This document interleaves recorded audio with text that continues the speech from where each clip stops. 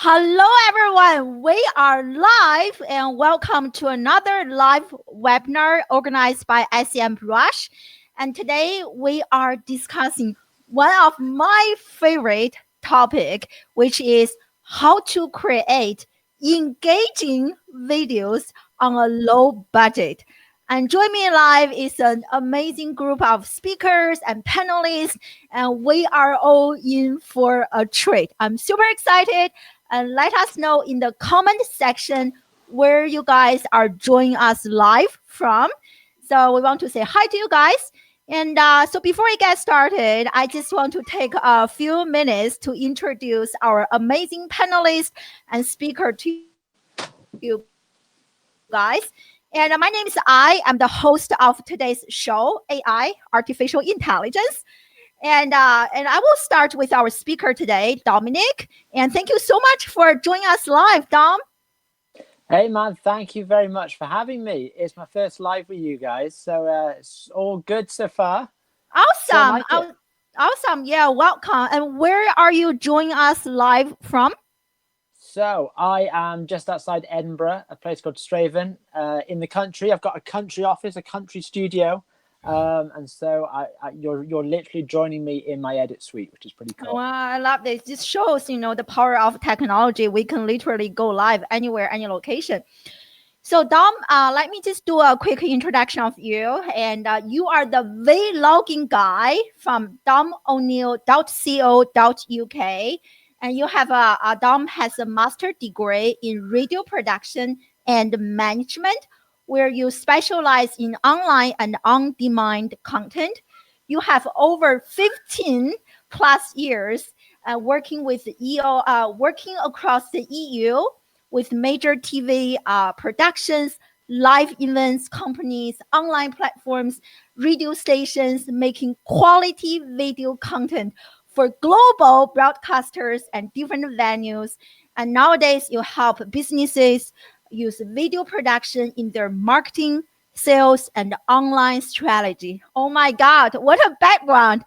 So honored to have you. And you will be doing a quick presentation on why we are going to and why we need to use video and share with us some equipment, some gears, some tips that we need to use and implement in order to create engaging videos. So thank you for being here.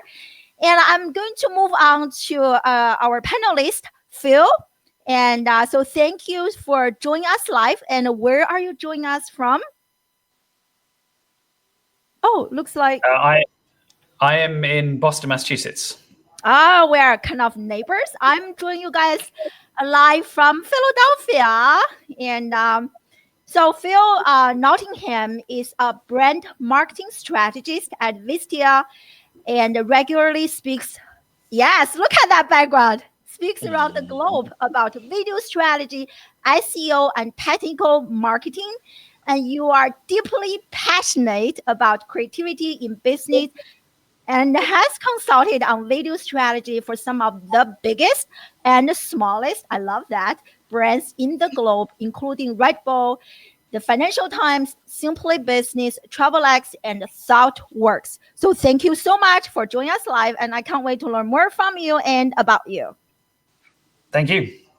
Thank you. And last but not least, and I'm going to introduce Rose Tavendale for joining us live. And I actually just watched a few of your videos on YouTube, Rose.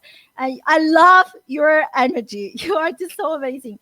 And thank Rose you. That's you and my mother. That makes 2 viewers.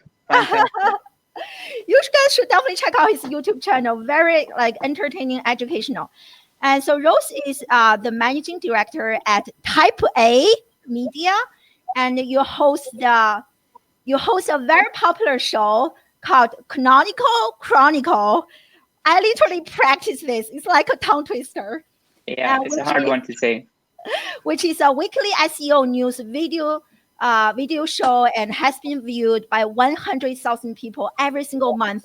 And Rose looks like the famous Tintin and sounds like Mrs.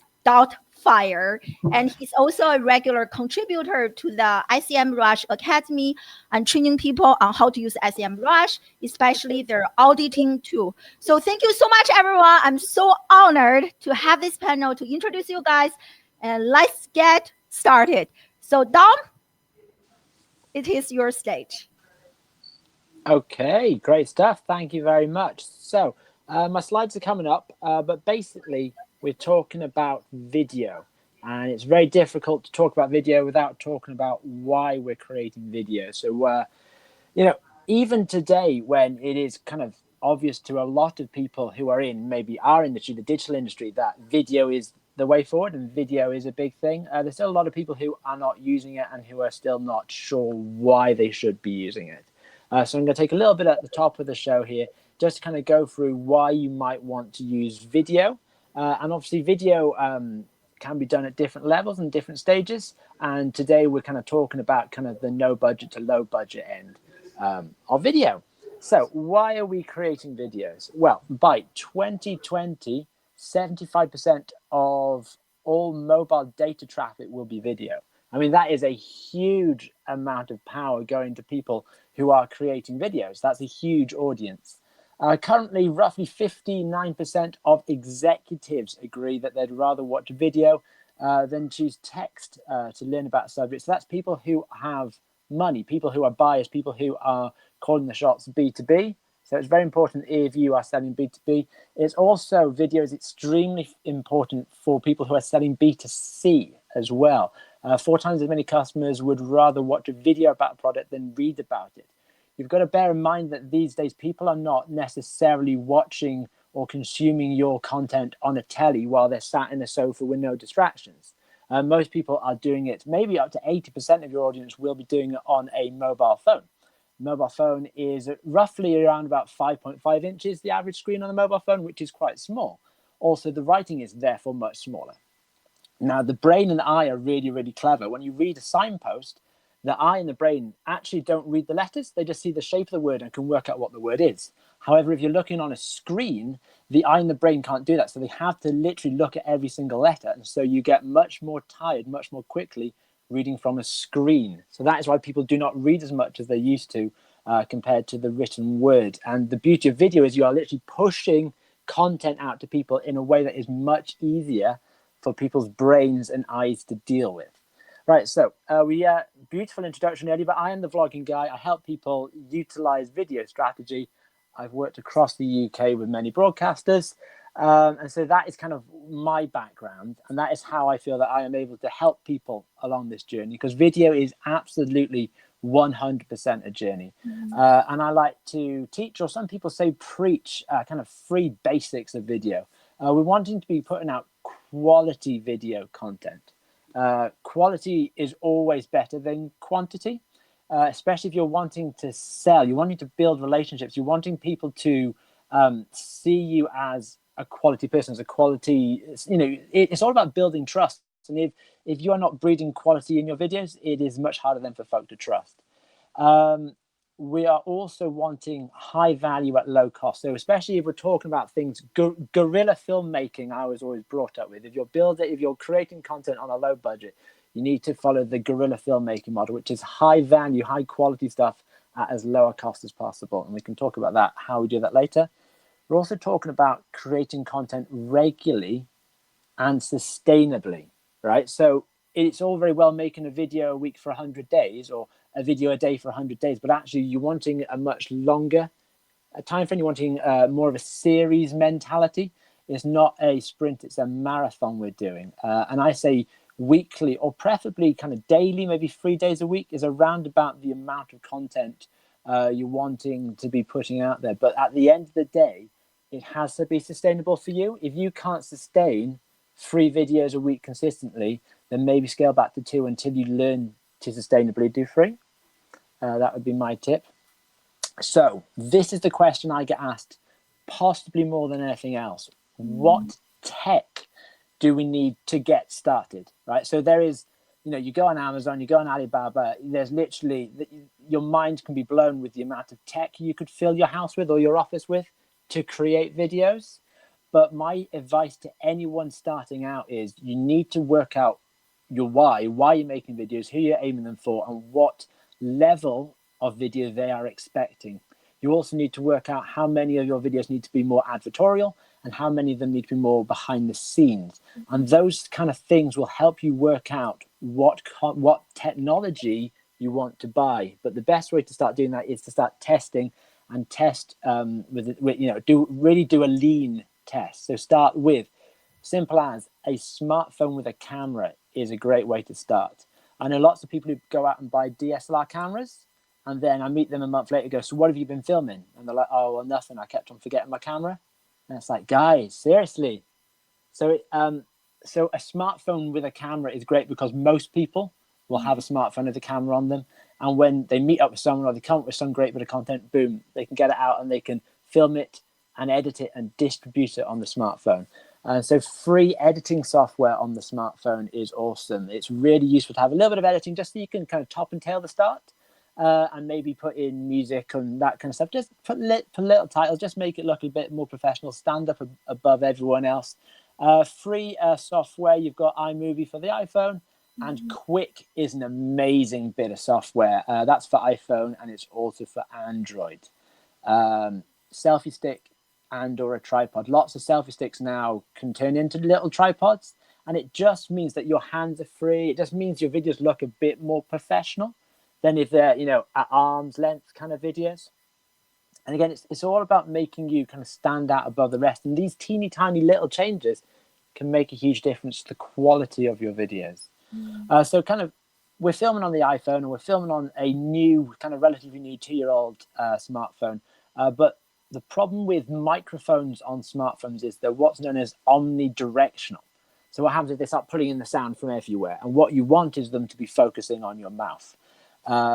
So we're going to talk about microphones in a minute, but before we spend a penny on any microphones, there's 3 things you can do which will make the quality of your audio better without spending a penny, literally without spending a penny. So closing the door, especially if you're in an office, if you've got other people around you, closing the door and put a sign on the door saying filming in process makes a huge difference. The amount of major films and TV shows I've worked on where sticking a sign on the door makes all the difference is massive. That then limits background noise. It limits noise spilling in from outside, but you can also limit the noise spilling from inside.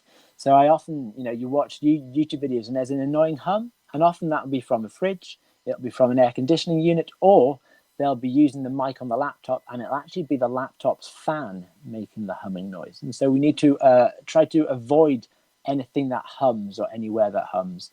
And also, if you film in an empty room, you will get echoes, and echoes can be quite distracting. So to avoid echoes, we film in rooms that are full of soft things, sofas, curtains, carpets, all that kind of stuff helps to soak in the sound so it's not bouncing back at the microphone and causing a distracting echo. Right, so if you are willing to spend a bit of money on microphones, and I definitely recommend that you do, you don't have to spend a huge amount of money. I know people who will happily drop hundreds on microphones, but that is their joy and they love what they do. So until you're at that level, around about $100 is a good price for a microphone. They sell them for cheaper, but in my opinion, the ones I've seen for less than $100, the quality is not always great. Sometimes I went out and just to test one, bought one of the $20 mics, which you can get online, and actually the quality of that microphone was worse than the quality of the microphone on my smartphone. So I may as well have just used the smartphone microphone. So kind of the 2 options are your lav mic or your tie clip mic. Those are nice and easy to use, but they're great because it gets the microphone much closer to the mouth. But they're not so great in busy locations because you don't want to be trailing wires. So shotgun microphones are really good. They literally look like a shotgun. They're like a large long tube, and basically what happens is it cancels out the noise at the side, and the noise in front goes into the microphone, which means that they're very directional. And so they're great if you're filming on location with a number of people. There are also, I've noticed, Ali, you have like a studio mic, and those are excellent if you know what you're doing with them. I have one of those, but you kind of need to know what you're doing with those kind of mics, because you can have issues with noise floor and they need to go into mixers and stuff like that. But they are excellent. I mean, don't turn those down. But your plug and play lav mics and shotgun mics are really good. And don't use, I've said this before, don't use the microphone on your laptop, especially if it's got a fan, because it'll be a poor quality mic. It'll be omnidirectional, and the fan will be closer to the mic than your mouth, and therefore the fan will be heard over your mouth and your voice, basically. Another question now, lighting. People like, Dom, does lighting actually matter? Who actually cares? And people say to me also, Dom, the camera adds £50. That, my friends, is not true. Bad lighting adds £50. Bad lighting brings out the bags under your eyes. Bad lighting brings out the wrinkles and the crinkles on your face. And so good lighting actually will do you a lot of favors. Now, lighting, again, like sound, you can drop hundreds or even thousands of pounds on lighting rigs. But what you really want to do when you're starting out is maximizing daylight. So film in the morning and film in the early afternoon when the light is nicest. You need to try and get rid of shadows on your face, because obviously shadows are the ones that highlight the bags and wrinkles on your eyes. And try to avoid overexposure. So, for example, if you're sat in front of a window and it's very, very sunny outside, you will then become in silhouette and the background will be overexposed. And so don't film in front of windows is always a good advice for lighting. And so that's our tech. So we've got our camera, smartphone. We may well decide to use some kind of microphone, but actually if we film in a quieter space to start off with, we might get away without having one, or just using the microphone that comes free with the phone. And then we're using daylight as much as possible, and we're making sure we're not having the shadows on our face. So we'll move on now to trying to get a bit more engagement out of our videos. So we're posting them online. We're wanting people to engage and comment and create conversations. Ultimately, in my mind, that's what it's all about. It's all about creating conversations with people. And great ways to do this is to get people in your video, literally like we're doing here today. Get people in your videos, because it takes the pressure off you coming up with all the content, but also everyone else in the video is bringing their audience to the party as well. Everyone else in this video is helping to promote the video. And so it's a really good way of bringing the new audiences and also helping you to get your message out to other people. So either star in other people's podcasts or web videos, or get others to star in yours. Leverage live events. If you're at a massive live event, do loads of filming there. You'll bump into loads of really, really good people. You'll bump into really influential people who you may not have had access to normally. Film with them. Make sure you hashtag the event in. Again, leverage other people and leverage people who are maybe much higher stature than yourself. At big events, you can get access to these folk. And even if it's just like a 30-second little soundbite with them, makes a huge difference. And also, while you're on location, photo montage videos are great. So that is photos put to music with some titles. The beauty of photo videos is people aren't having to give up too much of their time to speak on camera. You can literally just go around venues or network events and just take photos of you with other people. And the beauty of that is you can then start tagging all those people in to your posts. And again, it's bringing in other people's audience. But people don't actually have to be speaking on camera to appear in your videos, in photo montage videos. So talk briefly about native content. So we should be sharing content directly onto the platform.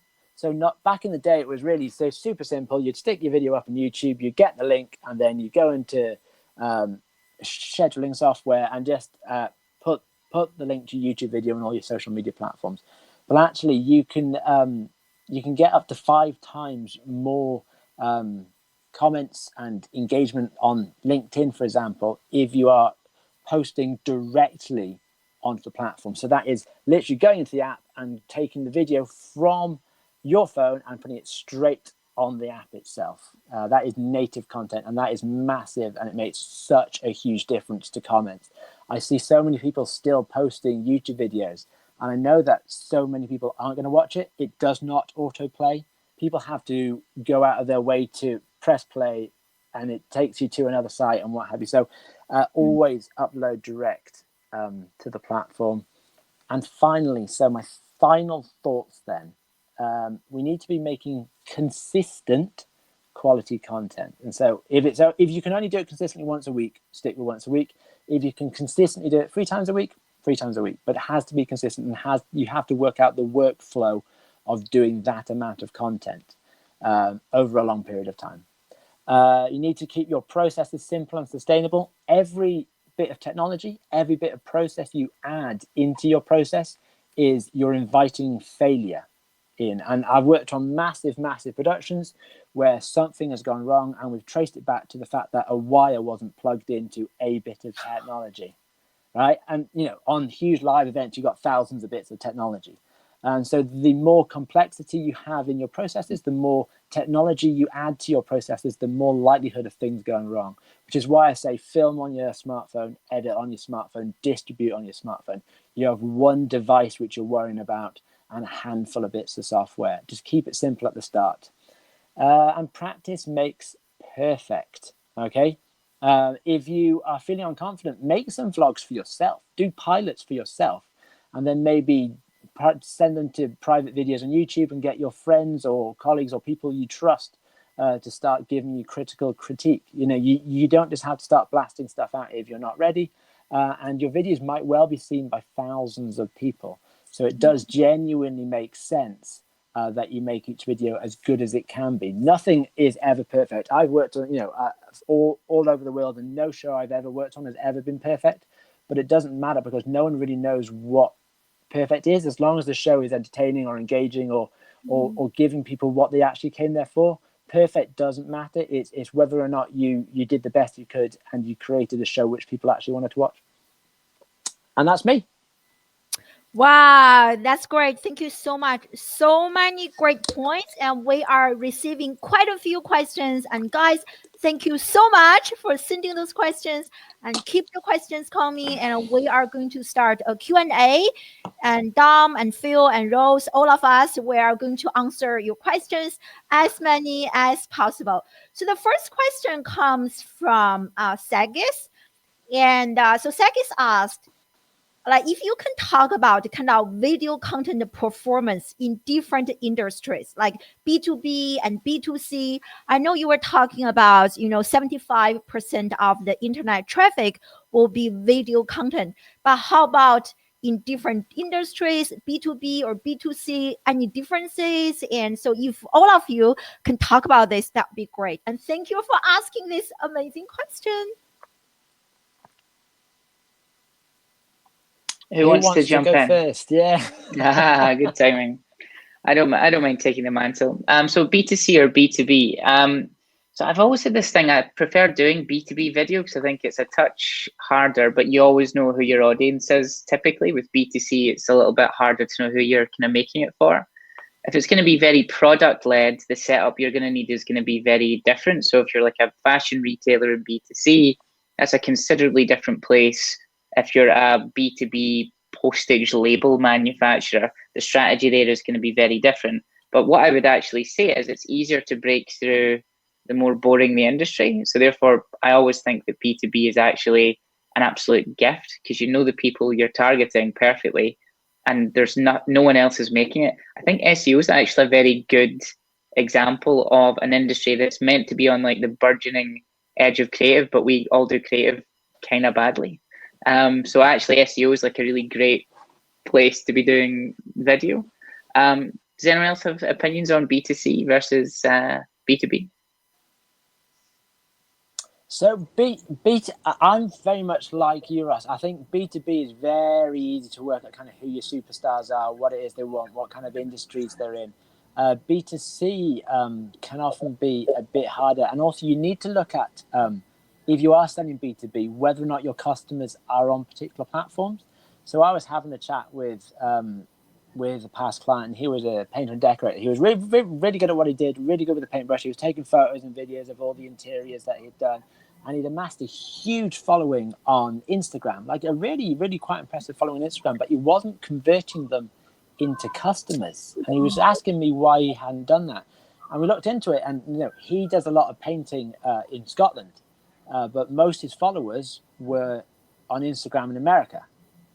And so he actually had no way of serving those customers. So you also need to look at, if you are B2C, that you actually have customers in your region are actually using that app. And actually in Scotland, there's not a huge amount of people especially kind of West Coast of Scotland, who are heavily using Instagram. But I know that Facebook groups works really nicely for painters and decorators and people in that industry. So you really need to, if you are selling B2B, you really need to look at the platforms and really kind of, especially if you're selling locally, you really need to niche down to kind of the local groups. As a man from the west coast of Scotland, I can confirm we do not use Instagram, and we're all trolls living under bridges. That is 100% analytically correct. I would just add something. I think that that I think B2C and B2B are converging in a certain level of marketing in terms of targeting who you speak to. So in every case, you are speaking to a subset of people, a niche audience, a community. And I think video is increasingly more effective when it's very targeted for a specific subculture. So for example, if we're doing a B2C company, say we're doing like a fashion brand and we're doing like fitness, if we just go after say like the CrossFit or the spinning community or something like that, we're going to be able to generate a much richer and more specific audience who are people who are actively talking to each other, and that spreads your brand via word of mouth rather than just trying to focus on customers. And the same is true for B2B. B2B is often like surrounded by communities, and increasingly people having conversations on WhatsApp, and Slack is a huge, like Slack is just this enormous B2B social network that's sprouted from everywhere, and it can be the place to kind of for people to share and discover your brand. So I think if you can find a subculture audience to speak to, this is where you're going to find some really interesting opportunities for great kind of video ideas. And that's where I would advise both B2C companies and B2B companies start looking. I love those answers. Thank you so much, everyone. And I see that we have a burning question regarding lighting. So quite a few people asked if you guys can share more tips regarding shooting our videos indoors. And do we make our own reflectors or use the DIY method? So any tips, that would be great. Cool. I mean, you really need to look into the Guerrilla Filmmaker's Handbook. So guerrilla filmmaking is a way of making films and making videos on a very low budget. You can get fantastic lights for not a huge amount of money on Amazon and eBay. LED lights are really good. You can get the fluorescent tube lights, which are super, super cheap, but they break quite easily. And actually, they don't create a good quality of light. You only get a very white light.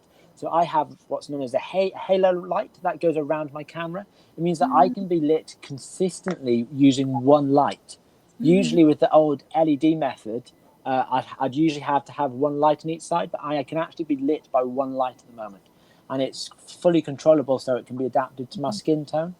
Even on big TV shows, we make our own reflectors out of polystyrene boards, which are usually used for insulation in walls. So you have one side black, you can use just normal black paint, and one side white. And you bounce, if you're too shiny, for example, you can bounce the light off the white reflector or the black reflector, and it just takes away some of the shadows and the lines on your eyes and what have you. Yeah, I would just advise getting some LED panels, making them really diffuse with some sort of even tracing paper or something in front of it will work, or just make it as clean and as soft as you can, and just get a high color temperature. So something about 5,000 Kelvin is probably where you want to get that nice kind of bright indoor look, if you can. I like this question a lot, but getting lit in Scotland means something different to the video and photography community. So when it comes to lighting, we've literally just invested in some slightly better lights in our studio, and I'm literally next to like massive moonlights. And the difference it's made without upgrading our camera equipment has been, to use a terrible adjective, it's been like night and day. So when it comes to spending cash, I would definitely spend a little bit more on lighting and try and like really overspend. If you've got any overhead lights, switch them off. Wistia have got a really good 3-point lighting tutorial, 2 key lights and one at the back. This neon sign for me does a lot of my back kind of key lighting for me. It's a hard one to not spend on lighting. There's a bunch of if you go to like Homebase or B&Q, if you're in the UK, excuse me, I don't know any hardware stores in the US. There's a lot of builders lamps. Sorry. Home Depot, yeah. Home Depot, that's what I said. Yeah, exactly. I'm sure that like you can get them for here. It's about 20 quid for like a builder's lamp, which is like a full-on floodlight. that's probably quite a good option to start. It doesn't look very pretty. I remember actually being in a film studio and someone said, "Pass me a C24." I can't remember the terminology. Handed them a clothes peg. And I'm like, what? But they've got all special names and all the rest of it. So don't be put off by it having to like be the professional thing. Just get something that's high powered and it has got a daylight bulb in it and diffuse it. Something controllable as well. So if it can be turned up and down, it means you can use it for so many more things. The cheap lights, they're like on and off, on and off. And if you've got too much light or too little light, there's not a huge amount you can do. But if it's controllable, it's worth paying that little bit more for controllable lighting. Oh, I love those. And this is also kind of what I use. Maybe I can show everyone real quick. Like, I don't know if you guys can see. That's my big, ooh. Hello. Yeah, it makes a huge difference, especially sometimes I go live during like off hours. And you guys were talking about like money, how much money is this and that. So if someone is just kind of starting out on this journey, so can you give us a price breakdown? Like this is kind of how much some of the basic equipment and you need to invest in a certain amount of dollars or pounds for this equipment. And so people can have an idea, especially for those who are kind of like starting out, or maybe you can talk about more advanced level so people have a sense of, okay, I'm kind of on the right track or off track. Cool. Can I start with that one? That all right? My rule, anyway, when I started was that I didn't want to spend too much money because I know my clients don't want to spend too much money at the start, but I also want to be able to fit everything into a bag in my pocket. I don't want to be carting around free cases or flight cases or what have you, because I travel all over the EU and I like to have my equipment with me, and the least amount of kit I can go away with possible. So I've got my Halo light, which is around about $150 US. It's around about 120 UK pounds, and that came with its own stand. And what you can do is you can get an adapter which goes on top of it, which means you can then put your camera or your phone straight onto that stand, which means you don't necessarily need a second tripod. And adapter is usually around about $20. I also bought a selfie stick, which is also a mini tripod. Again, that's around about $20 for a decent one of those. I bought a couple of external microphones, a shotgun microphone for about $100 and a tie clip microphone, again, about $100. So for my traveling kit, which fits into one small bag, which can go in the overheads on the plane, is around about $300, not including obviously the cost of my smartphone. Anyone else wants to share or? Phil, you're sitting in a professional studio. I'd love to hear your take on it. Well, there's heaps of anamorphic crop me up. Yeah, I mean, I think like sort of as Dom was saying, you really. I want to show everyone what I use, and this is I was speaking at VidCon this year in July. So this is something really easy. I just literally purchased at the conference. And it's much easier for me to carry around to travel. I don't think it's that expensive. It's like $50 or $80, and has also been a big game changer. Yes. Anyone else want to add a few points regarding that? Price points for different gears, equipment?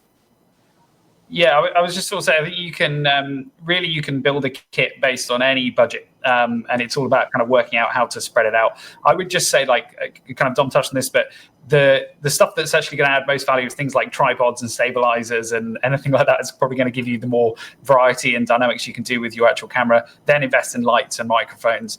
So a few investments that I've purchased that, and maybe not super cheap, but have just been great universal good bits of kit is a Zoom like portable recorder, Zoom H5 recorder, but they've got sort of various different sort of levels of price points you can pay for those, and they're a few $100. Also a Sennheiser ME6 shotgun, just as like a portable, good all-round microphone for indoors and outdoors. I'm using one right now.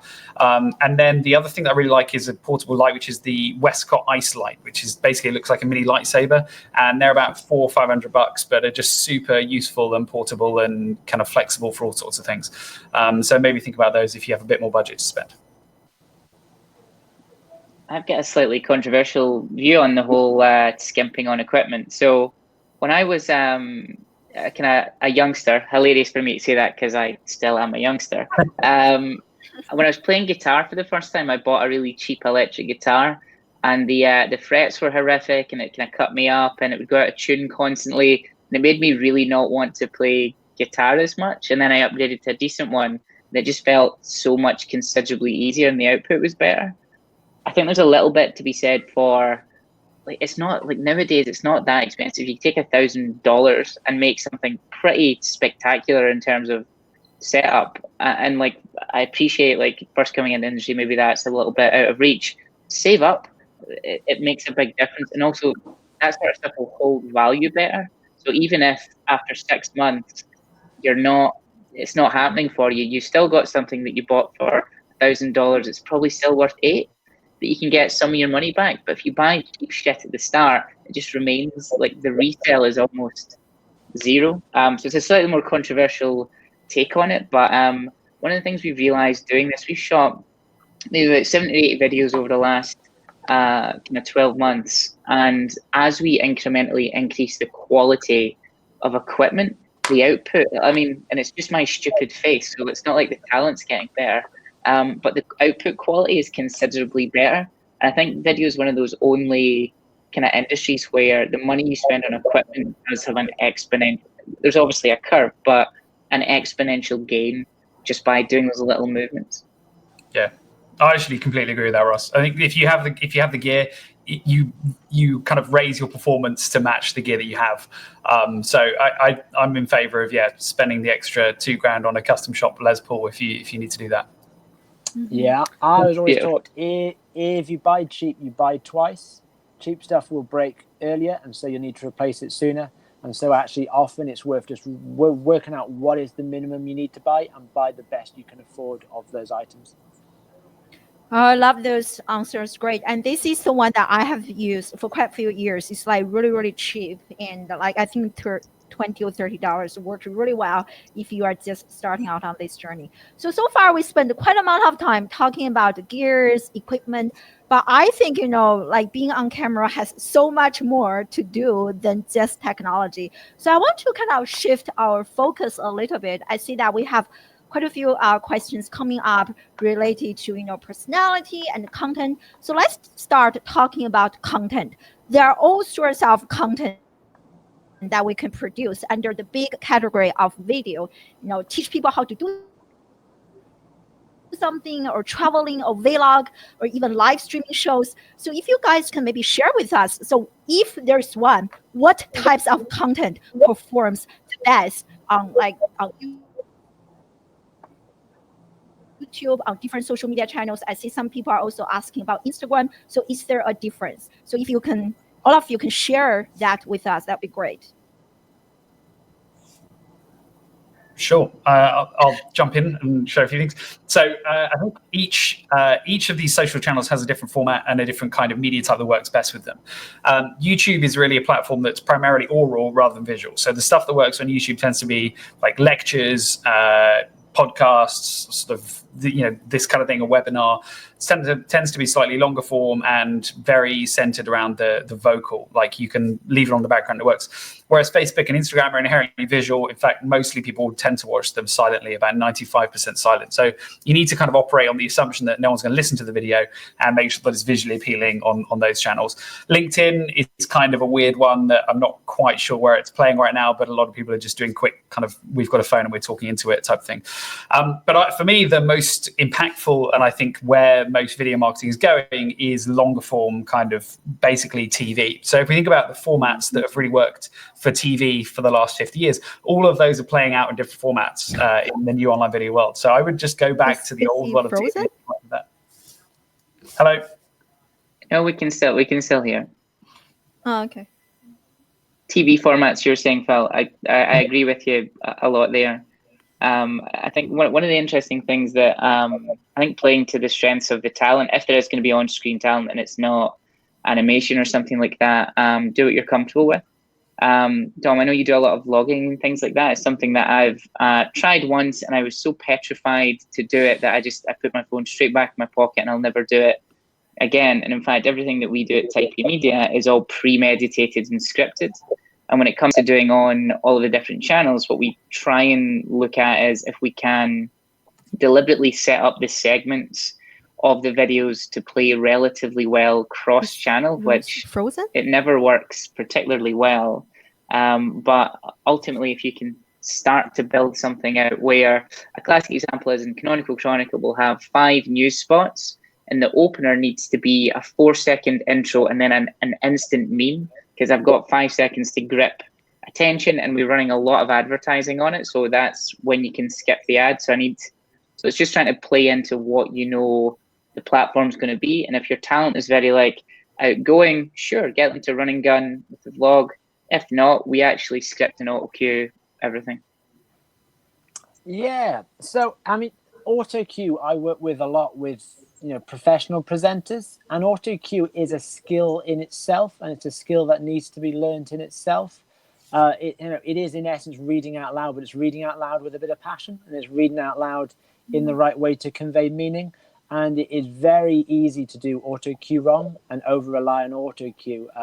What you're really wanting to do, especially if you're creating kind of videos for authentic video and videos to engage with people, is you need to be engaging. You need to be speaking in a way that is engaging. And sometimes if people are not confident or people haven't been trained properly on auto cue, it isn't engaging. It is flat and it can be quite dull. So if you are going to use auto cue, it is worth practicing it quite a bit, because it is a skill that needs to be kind of learnt. I was always taught, so I started off in radio, and radio is kind of very much the domain of the short link, the 1 minute to 90-second link. And I was always taught, as long as you know the beginning and the end, the middle will flow. And so I do a lot of kind of live vlogs and kind of one take vlogs, and it follows the same format. As long as I know what I want to say at the start and what I want to say at the end, I'm usually talking about a subject I understand. The middle will flow. So I almost never read specifically from scripts. But the worst thing you can do, and I saw this a lot when I was training young radio presenters, was they'd start with loads of abundance of energy. They'd get halfway through, and you could see in their eyes that they had no idea where this was going and how they were going to end it. And obviously with videos, on especially like Facebook and what have you, you're talking about needing to be over within 40 seconds. And so if you are winging it and fluffing it, you'll go over your 40 seconds, people will go off, and you'll have not got your call to action. You'll have not got the reason for that video out in time. And so knowing where you're going within the video is really, really important. And you either learn to script it, or you learn to train yourself in your mind to know kind of the start and the end and how to fill the middle. I love this. I think one of you was talking about producing longer form of content. So can someone explain longer, like how much longer is longer? Are we talking about an hour, like what we are doing right now, or like 10 minutes? Because on LinkedIn, the video is like 10 minutes. So define that for us. Yeah, totally. So I think basically just think of the formats that have worked on television and movies for the last 100 years, and it's that, right? So there's space for 15-minute segments, there's space for 5-minute shorts, there's space for half an hour. The length of the video is really not so important. It's more the particular content idea and what length best supports that. So I would always just think about it as like form has to follow function, and think about the format that you're making and what length best serves that. In some cases, it's an hour and a half, and it can be a full, long sort of movie type thing. In some cases, it can be an hour. In some cases, 45 minutes. There's really no right or wrong answer to this. The difficulty with long form is keeping attention. So your Netflix, your BBCs, your NBCs spend a fortune keeping people's attention. So that's in the way it's written, the way it's shot. The average shot length in a Hollywood movie is under 4 seconds. And there is like a formula. If you're making a 90-minute movie, every 7.5 minutes something has to change and you move on to the next scene, and every 4 seconds the shot changes, and that keeps audiences engaged. I used to do a talk radio show, and if you were talking for more than 2 minutes, you had to have a second person to speak with you. And then after 5 minutes, you'd cut away to something else. You'd do the traffic and travel, or you'd do the weather. And it just means that there's different voices. And so when you are doing long form content, you need to think about how you get different voices in, how you get different backgrounds in, what it is you cut away to and cut away from, just to give the audience a chance to have a break from just one person's face for an hour. I so agree. And here, like maybe this is a great time to ask this question. Quite a few of you guys asked any recommendations on video transition effects so that we can keep people's attention, especially for longer form of video content. Just have multiple good angles and cut. Don't overcomplicate it. Mm-hmm. Yeah, jump cuts forever. I know in news, in news and sport, especially when we're doing lots of kind of long interviews, we like what's called a cutaway, and so we create. Let's say I'm speaking to Ross in an interview for 10 minutes. What we might do is create a package of 3 minutes long of Ross's best bits when he's out and about doing a thing, and then it means that people can kind of see the story of Ross. They can still follow his voice, but it just means that it cuts away from our faces, and they can see kind of Ross in action, as it were. Oh, I love this. Yeah, I see this question just comes up. And going back to what we discussed earlier, and oftentimes we are producing video in like outside different backgrounds. Sometimes there is a background noise. So I wonder if there are certain microphones that you guys recommend that can cancel out the background noise, or certain apps. I remember there was an app, I forgot the name, that we can purchase and also cancel out a background noise. I am quite old school, and I was taught to get good sound, you record it right first time. You don't fix it in post-production. Rode do really nice microphones. Sennheiser do really nice microphones, and Shure do really nice microphones. They're really good quality. You pay a bit more for them, but they're worth having. Obviously, your lav microphone, your tie-clip microphone, is a very short pickup area, which means you'll cancel out the background noise.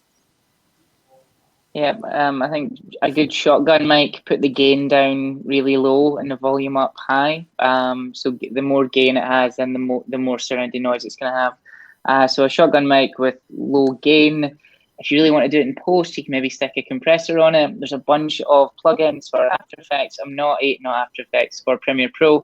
I'm not an editor. I just show up and give it to someone a lot more talented than I am.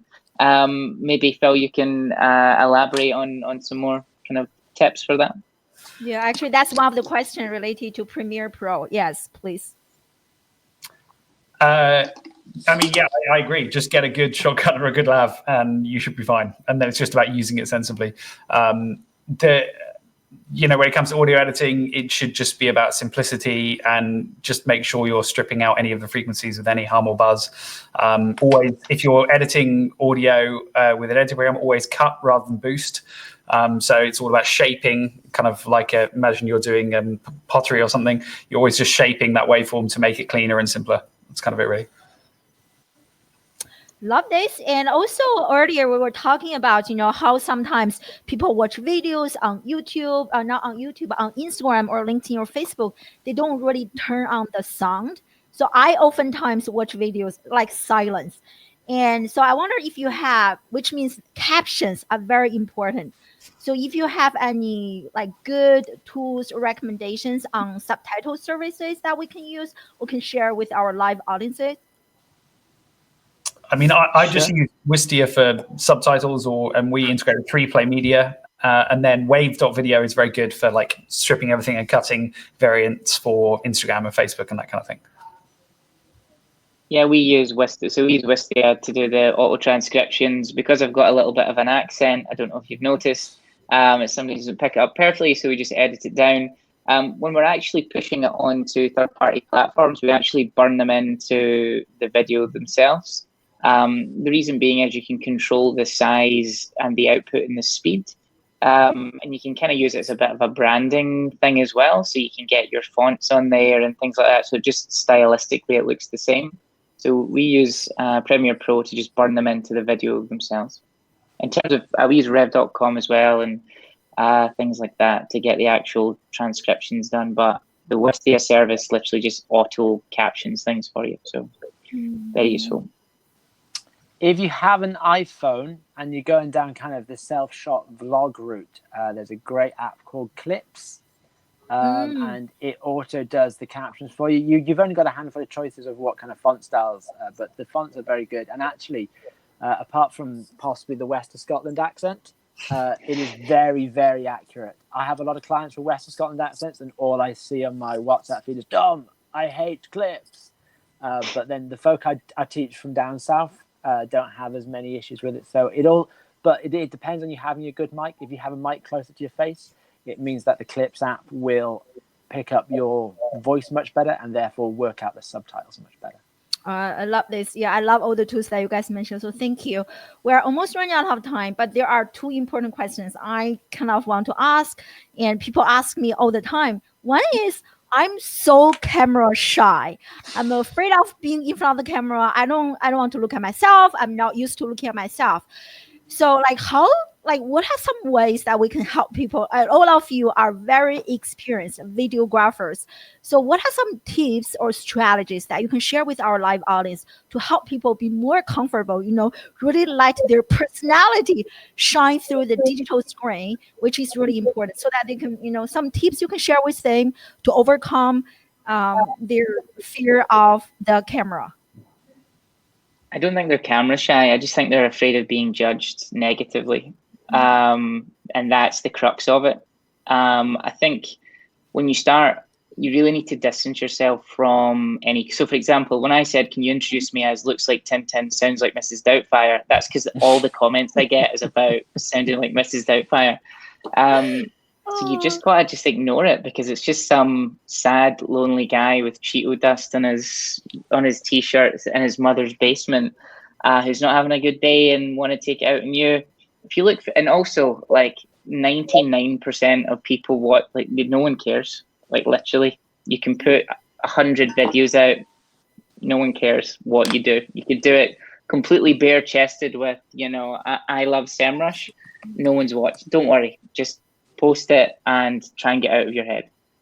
Be you. Mm-hmm. Very true. I work with a lot of high-end presenters who've been presenting for years, and a lot of presenters, especially at the start, get over their nerves by creating a character in their mind. And so they are on stage as a character, even though they may be called Bobby Bobson or whatever. That is actually a character in their mind. So if people decide that they hate that person, they actually just hate a character. They don't actually hate the person. They don't know the person. And if someone hates me from watching these videos or what have you, it's fine, because they don't know me. They just know this character of Dominic O'Neill. And so when you get that in your mind, that people they don't actually know you necessarily. They know you as a character which they've created in their own mind. It's actually a lot easier. And I actually don't mind haters. I think it's quite good, because if you're doing something good, if you're doing something interesting and important, if you're groundbreaking, you will attract haters, because you're doing something different and you're scaring people into making a decision. I'd rather people either loved me or hated me than had no opinion on me at all. And I think it sometimes that helps. 100%. The other thing I'd add is about, on a sort of technical level, is that I think nerves are often very related to breath control. And if you are a good performer, you usually have good command of your breath. And that comes through practice and it comes through experience.